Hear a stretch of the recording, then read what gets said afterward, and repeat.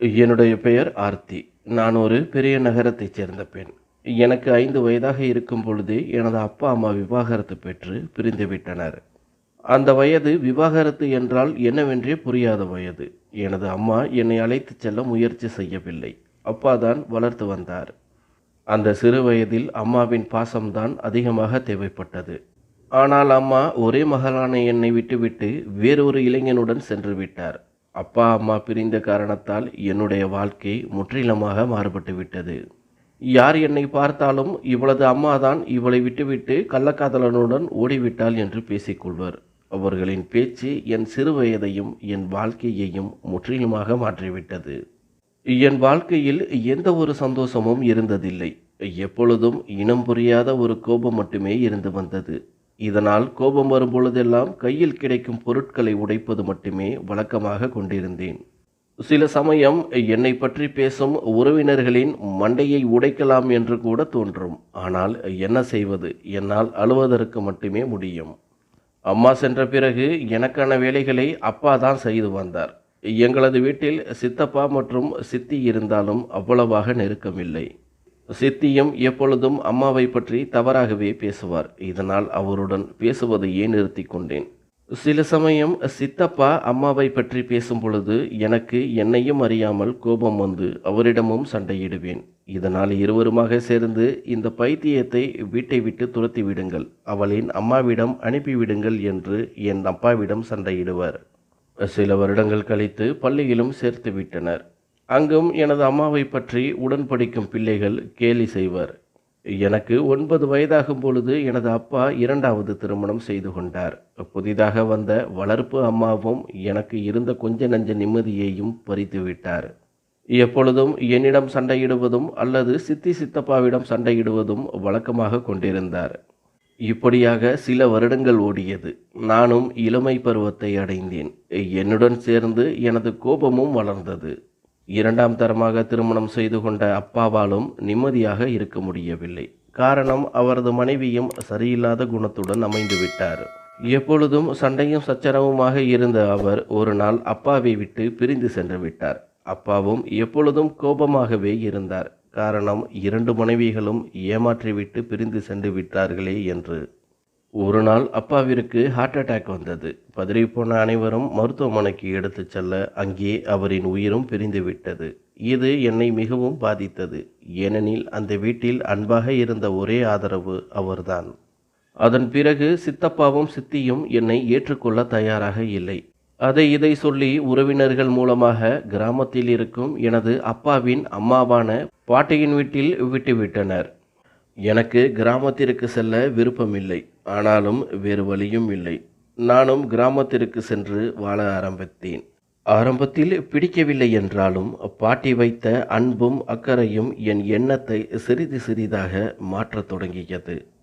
பாட்டிக்கு என்று தனியாக வீடும், அது மட்டுமல்லாது சில வீடுகளை வாடகைக்கும் விட்டிருந்தார். அதை வைத்துதான் அவரின் வாழ்க்கை சென்று கொண்டிருந்தது.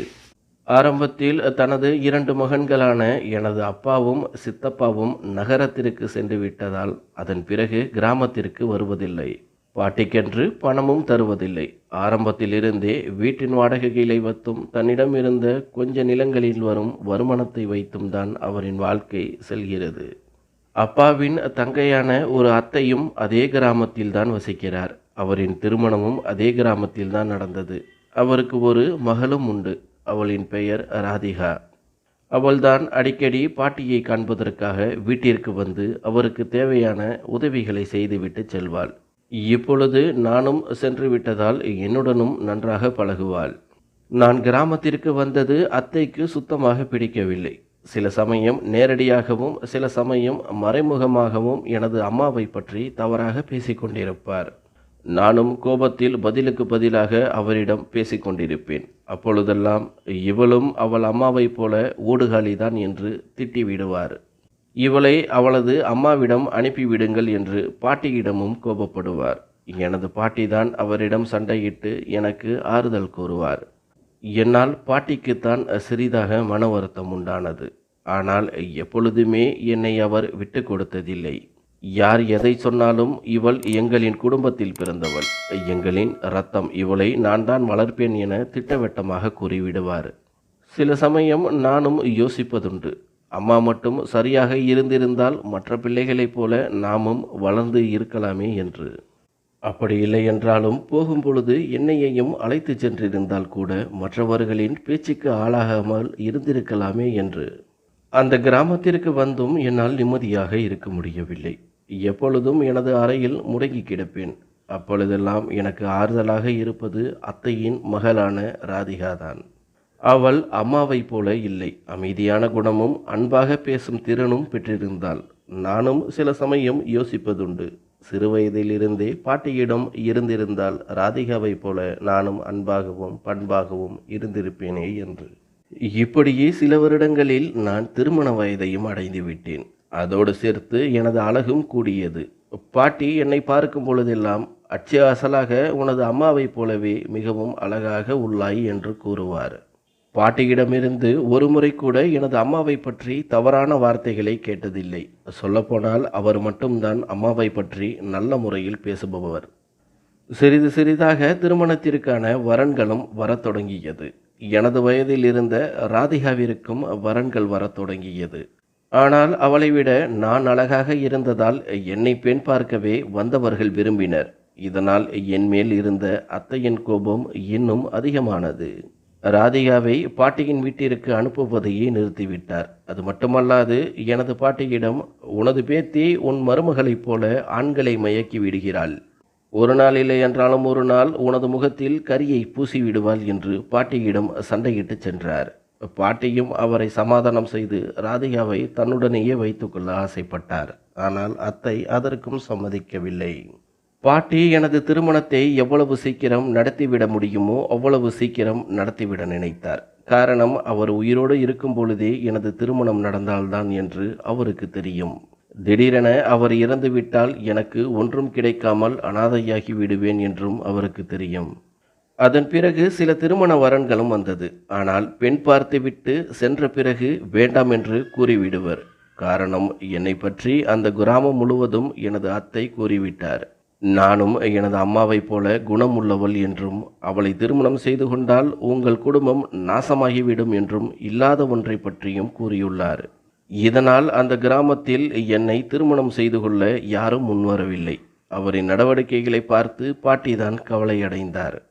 எனக்கும் சொந்த அத்தையே எதற்காக என்னை பழிவாங்குகிறார் என்று கூட தோன்றும். சில மாதங்கள் கழித்து பாட்டி என்னிடம், பாரம்மா, உனக்காக ஒரு சம்பந்தம் பார்த்துள்ளேன். மாப்பிள்ளையின் பெயர் சரவணன். அவனும் இதே கிராமத்தைச் சேர்ந்தவன்தான். மிகவும் நல்ல பையன். எனக்கு அவனை சிறு வயதிலிருந்தே தெரியும். என்னவென்றால் அவனுக்கு முதல் திருமணமாகி 2 வருடங்கள் தான் ஆயிருந்தது. சில மாதங்களுக்கு முன்பு அவனது மனைவி உடல்நிலை சரியில்லாமல் இறந்துவிட்டாள். அவனிடமும் பேசிவிட்டேன். அவன் உன்னை திருமணம் செய்து கொள்வதற்கு சம்மதித்து விட்டான். பாட்டி, உனது நல்லதற்காகத்தான் சொல்கிறேன். நீ அவனை திருமணம் செய்து கொண்டு சந்தோஷமாக வாழ்க்கையை தொடங்கு என்றார். எனக்கு இதை கேட்கும் பொழுது அதிர்ச்சியாகவும் கவலையாகவும் இருந்தது. காரணம், எனது திருமணத்தை பற்றி நிறைய கனவுகள் கண்டதுண்டு. ஆனால் நான் எப்பொழுதுமே நினைத்து பார்த்ததில்லை 2ஆம் தரமாக திருமணம் செய்து கொள்வேன் என்று. எனக்கும் வேறு வழி இல்லை. அது மட்டுமல்லாது பாட்டி சொன்னால் சரியாகத்தான் இருக்கும் என்று நம்பினேன். நானும் பாட்டியிடம் அரை உரை மனதாக நீங்கள் சொன்னால் சரிதான் என்று சம்மதம் தெரிவித்து விட்டேன். சில நாட்களிலேயே எங்களின் திருமணமும் மிகவும் எளிய முறையில் நடந்தது. பாட்டி புகுந்த வீட்டிற்கு செல்லும் முன்பு என்னை தனியாக அழைத்து அவரிடம் இருந்த ஒரு கருப்பு துணியை கொடுத்து, இது மிகவும் சக்தி வாய்ந்தது. உனது சந்தோஷத்திற்காக பெரிய சாமியார்களிடம் சொல்லி நான் தான் தயார் செய்துள்ளேன். இதை உன் கணவர் உறங்கும் முன்னர் அவனது தலையணை அடையில் வைத்துவிடு. அப்படி செய்தால் உன்மேல் பாசமாகவும் உன்னை அன்பாகவும் பார்த்து கொள்வான். அப்படி செய்யவில்லை என்றால் அவன் உன்னை விவாகரத்து செய்து விடுவான். இன்னொரு விஷயம், அவன் எதற்காகவாவது கோபப்பட்டால் கூட அவனிடம் நீ அமைதியாகத்தான் இருக்க வேண்டும். அப்படி செய்தால் உன் சந்தோஷம் குறைவில்லாமல் இருக்கும். இந்த 2 விஷயங்களையும் நன்றாக ஞாபகம் வைத்துக்கொள் என்று என்னையும் ஆசீர்வதித்து அனுப்பி வைத்தார். நானும் புகுந்த வீட்டிற்கு வந்து விட்டேன். கணவருக்காக காத்திருந்தேன். எனக்கு ஒரு புறம் கவலையாகவும் பயமாகவும் இருந்தது. காரணம் எங்கே கணவர் நம்மிடம் சண்டையிடுவாரோ என்று. ஏனெனில் நான் அப்பா அம்மாவின் சண்டைகளையும் சித்தப்பா சித்தியின் சண்டைகளையும் பலமுறை பார்த்திருக்கின்றேன். அவரும் என்னுடன் அதை போலவே நடந்து கொள்வாரோ என்று. அப்பொழுது பக்கத்து வீட்டைச் சேர்ந்த சில பெண்களும் என்னுடன் அமர்ந்திருந்தனர். அப்பொழுது ஒரு பெண், சரவணன் மிகவும் கோபக்காரன், பார்த்து நடந்து கொள் என்று அவர் பங்கிற்கு பயமுறுத்திவிட்டு சென்றார். நானும் கணவர் எந்த சுபாவத்தில் இருப்பாரோ என்று கவலையுடன் அமர்ந்திருந்தேன்.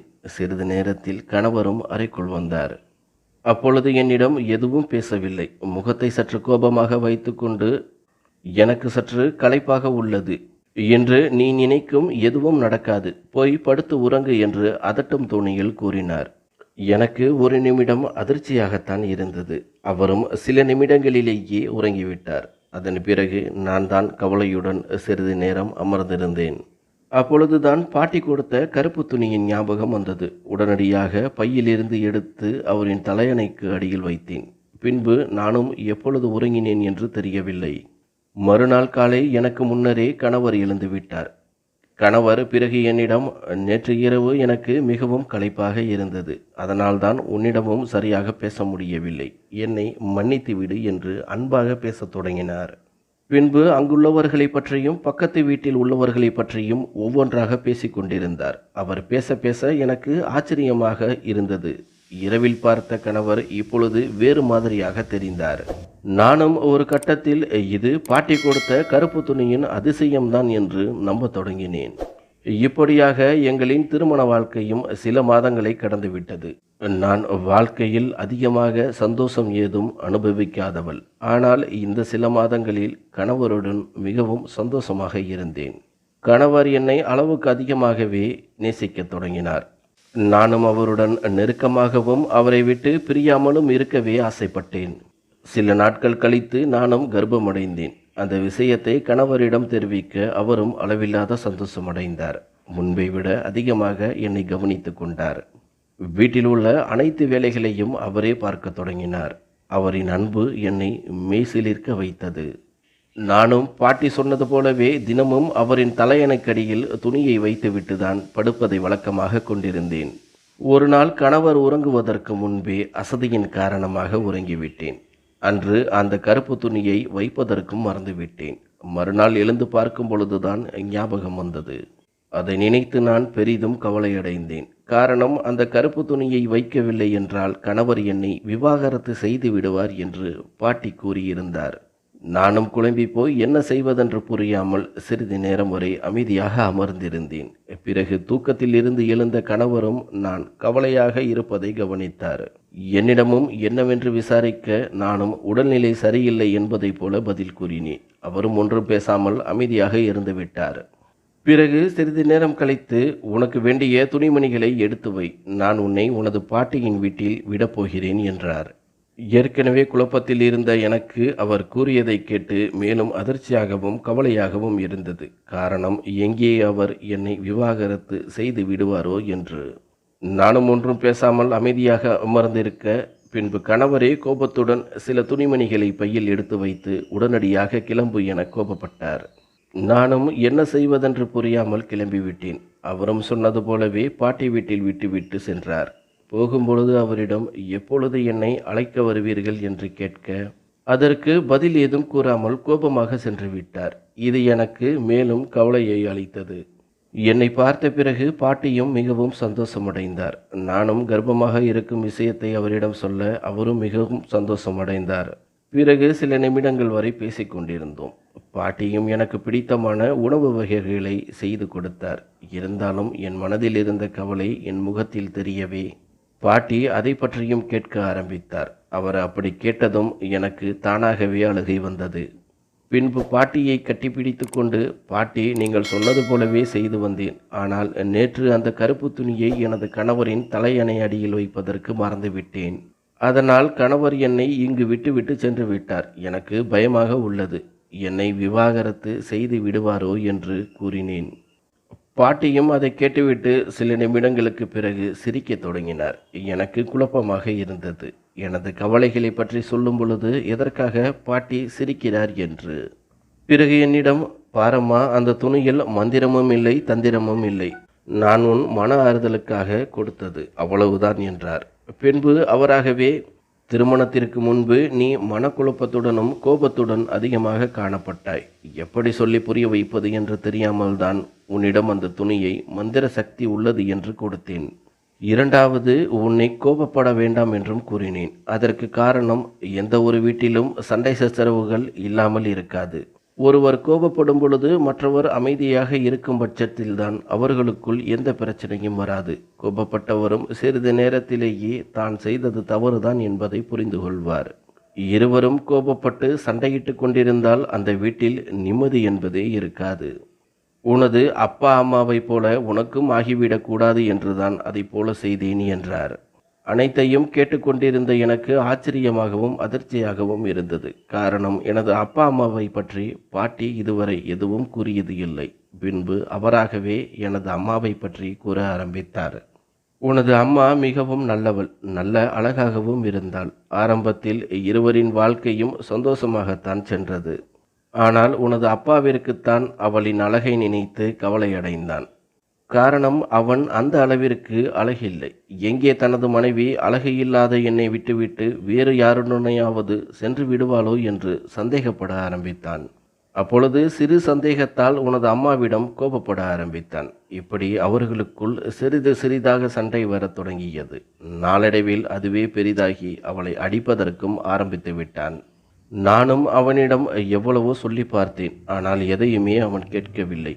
தவறுகள் அனைத்தும் எனது மகனின் மேல்தான் உள்ளது என்பதை அப்போதிலிருந்தே எனக்கு தெரியும். ஒரு கட்டத்தில் உனது அம்மாவும் இந்த நரகத்தில் வாழ்வதை விட அவன் சொன்னது போல வேறு ஒருவனோடு சென்று தனது சந்தோஷமான வாழ்க்கையை வாழலாம் என்று முடிவு எடுத்து விட்டாள். அப்படி அவளோடு சென்றவன் வேறு யாருமல்ல, உனது அத்தையின் கொழுந்தன்தான். இதனால் உனது அத்தையின் வீட்டிலும் அவளுக்கு தொந்தரவுகள் தர ஆரம்பித்தனர். இதனால் தான் அத்தை இன்று வரை உன்மேல் கோபமாக உள்ளாள் என்றார். இதை கேட்டுக்கொண்டிருந்த எனக்கு அம்மாவுக்கு நடந்த கொடுமைகளை நினைத்து என்னையும் அறியாமல் கண்ணீர் விடத் தொடங்கியது. அத்தைக்கும் என் அம்மாவால் அவமானம் ஏற்பட்டது நினைத்து கவலையாகவும் இருந்தது. பின்பு பாட்டி என்னிடம், நீ ஒன்றும் கவலைப்படாதே, உன் கணவன் உன்னை விவாகரத்து எல்லாம் செய்ய மாட்டான். என்னிடம் 2-3 நாட்களுக்கு முன்பே சொல்லிவிட்டுத்தான் சென்றான். அவளுக்கு சற்று ஓய்வு தேவை, அதனால் உங்கள் வீட்டில் சில நாட்கள் இருக்கட்டும் என்று. எவ்வளவு நாட்கள் வேண்டுமானாலும் நீ இங்கு இருக்கலாம் என்றார். எனக்கு அப்பொழுதுதான் நிம்மதியாகவும் சந்தோஷமாகவும் இருந்தது. எனது அம்மாவையும் அத்தையையும் நினைத்து சற்று கவலையாகவும் இருந்தது. என் அம்மாவின் வாழ்க்கையை என்னால் மாற்ற முடியாது. ஆனால் அத்தையிடம் நான் இவ்வளவு நாள் அவரிடம் நடந்து கொண்டதற்கு மன்னிப்பு கேட்கலாம் என்று தோன்றியது. சிறிது நேரத்தில் பாட்டியிடம் சொல்லிவிட்டு அத்தையின் வீட்டிற்கு சென்றேன். அப்பொழுது அவர் என் மேல் கோபமாகத்தான் இருந்தார். பிறகு அவரிடம் நடந்ததை அனைத்திற்கும் மன்னிப்பு கேட்க அவரும் சற்று மரம் இறங்கி வந்தார். இவ்வளவு நாள் தேக்கி வைத்திருந்த அன்பை என் மேல் பொழிய தொடங்கினார். அவரின் மகளிடமும் சிறிது நேரம் பேசியிருந்து விட்டு பாட்டி வீட்டிற்கு வந்துவிட்டேன். 2 நாட்களுக்கு பிறகு கணவர் என்னை அழைப்பதற்கு வந்தார். பாட்டியும் அத்தையும் என்னை சந்தோஷமாக வழி அனுப்பி வைத்தனர். நானும் கணவர் வீட்டில் மிகவும் சந்தோஷமாக உள்ளேன். அதன் பிறகு கூட எங்களுக்கு 2 குழந்தைகள் பிறந்தது. சில வருடங்கள் கழித்து பாட்டியும் வயது மூப்பின் காரணமாக இறந்துவிட்டார். அவர் இறக்கும் முன்னர் அப்பாவிற்கு சேர வேண்டிய அனைத்து பங்குகளையும் என் பெயரில் எழுதி வைத்துவிட்டுத்தான் சென்றார். இப்பொழுது நானும் கணவரும் எந்த குறைவின்றி மகிழ்ச்சியாக வாழ்ந்து வருகிறோம்.